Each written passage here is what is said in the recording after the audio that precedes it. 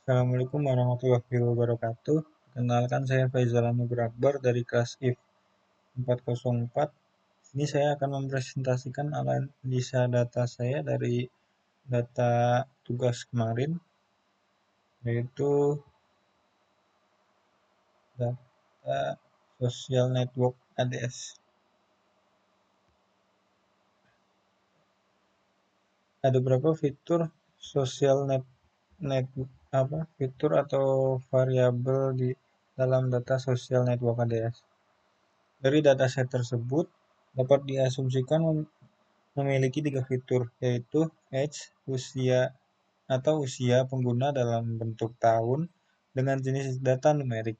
Lalu yang kedua, estimate salary atau estimasi penghasilan pengguna dengan jenis data numerik. Lalu yang ketiga adalah purchase atau kategori pengguna membeli produk atau tidak.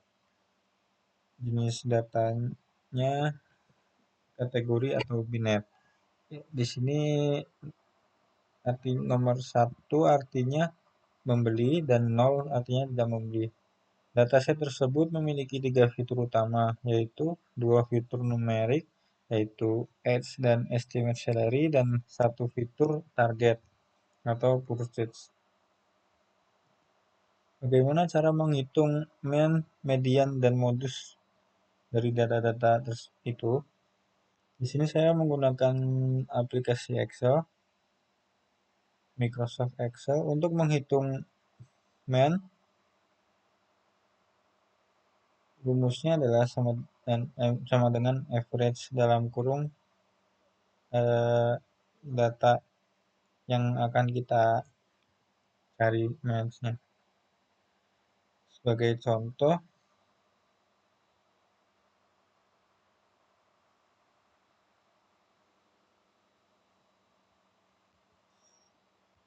mari langsung kita praktekkan. Untuk menghitung match adalah dengan cara sama dengan average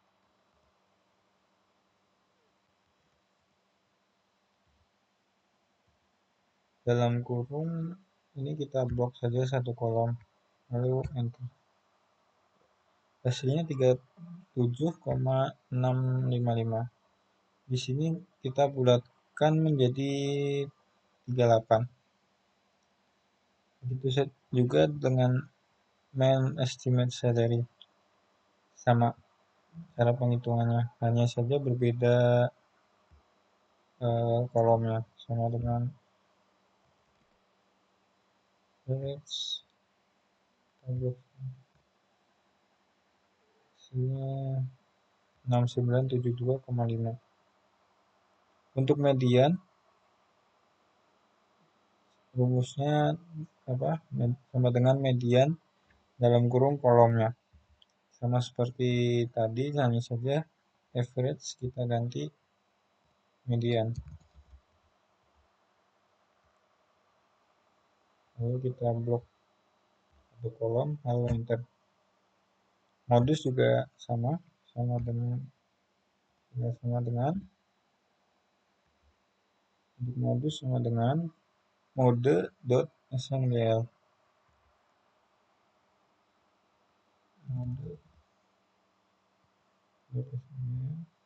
lalu kita blok 35.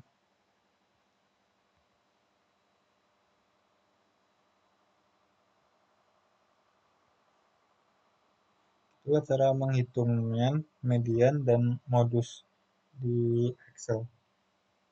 Selanjutnya untuk menghitung jangkauan kuartil Q1, Q2, dan Q3, caranya adalah seperti ini. Untuk jangkauan itu sama dengan selisih dalam satu kolom, dalam satu data. Jadi maksimal sama dengan max dikurangi min. Ini kita blok satu kolom sama seperti tadi, dikurangi min kita blok juga. Max itu nilai tertinggi dari kolom yang ada yang kita blok, dan min nilai terendah. Lalu dikurangi, hasilnya 42 untuk jangkauan edge-nya. Untuk Y1, quartile.inch ini untuk A2 sampai A401 sama, kita blok satu kolom. Lalu untuk kuartil 1, kode di belakangnya adalah koma 1. Kuartil 2 sama seperti kuartil 1, bedanya di belakangnya koma 2, dan kuartil 3 juga koma 3. Dan untuk Q2, kuartil 2 itu sama dengan median hasilnya. Jadi H37, tadi median juga 37, salary 70 dan purchase 0. 70.000 dan purchase-nya 0. Kita praktekkan di Excel. Untuk jangkauan, kita coba jangkauan sama dengan max dalam kurung kolom kurung tutup min kurangi min dalam kurung tambah lagi kurung tutup. Hasilnya 42, selisih dari yang tertinggi dan terkecilnya.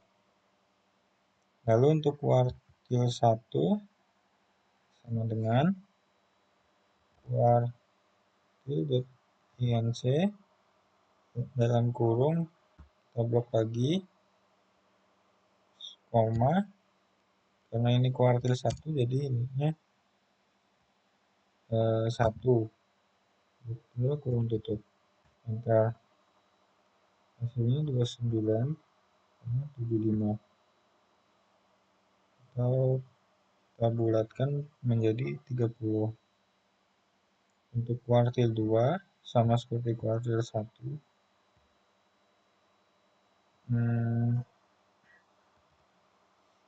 sama dengan kuartil.inch dalam kurung ini koma 2, hasilnya 37. Kuartil 3 tinggal kita ganti sama dengan kuartil.inch dalam kurung kolom A, koma 3, tutup. Nah, seperti itu untuk menghitung jangkauan dan kuartilnya. Lalu kita lanjut untuk menghitung varian dan standar deviasinya. Untuk menghitung varian, di sini cukup dengan sama dengan var.s dalam kurung kolom A. Untuk deviasi, stdev.s dalam kurung kolom A.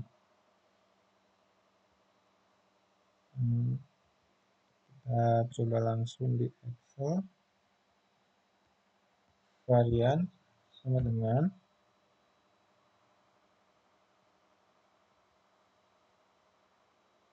var.s dalam kurung kolom A, enter. Hasilnya 109,8907.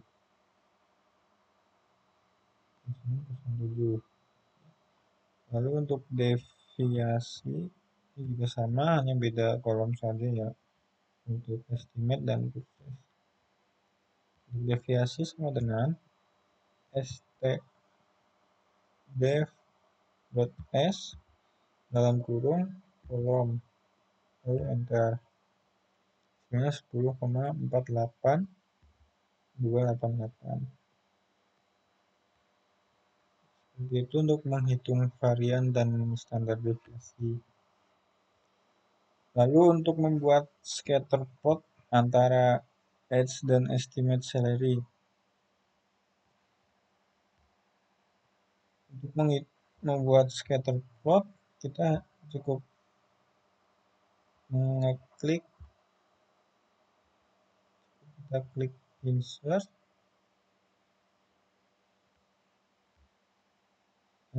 lalu kita pilih ini insert scatter,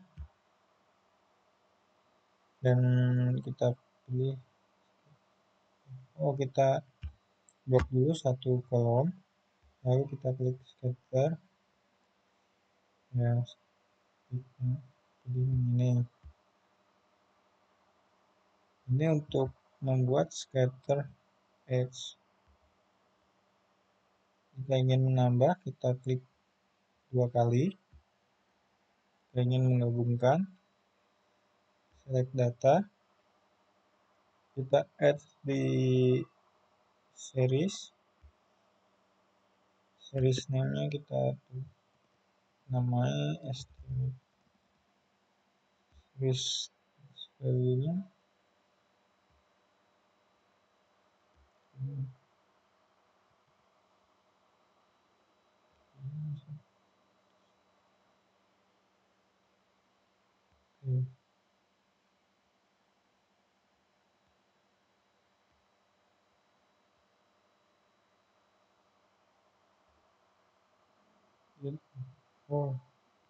ini untuk edge yang di sini, ini untuk yang Y, estimate salary-nya. Kurang lebih begitu cara membuat estimate salary.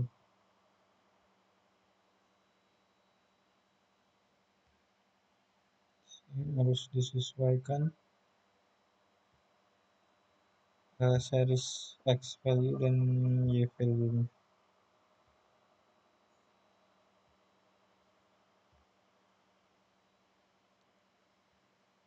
Lalu untuk membuat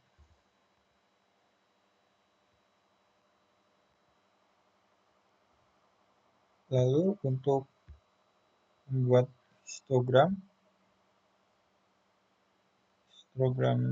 edge hampir sama seperti scatter plot, hanya kita blok dulu ini, lalu kita ke insert, lalu kita klik ini insert static,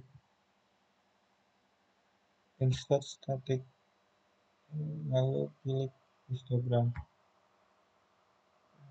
lalu muncullah histogram dari edge. Ini bisa kita ganti judulnya.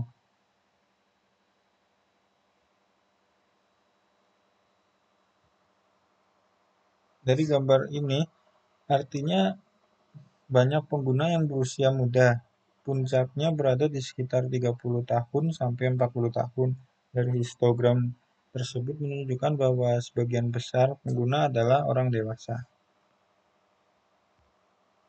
Untuk histogram estimate sama saja membuatnya seperti tadi, hanya saja kita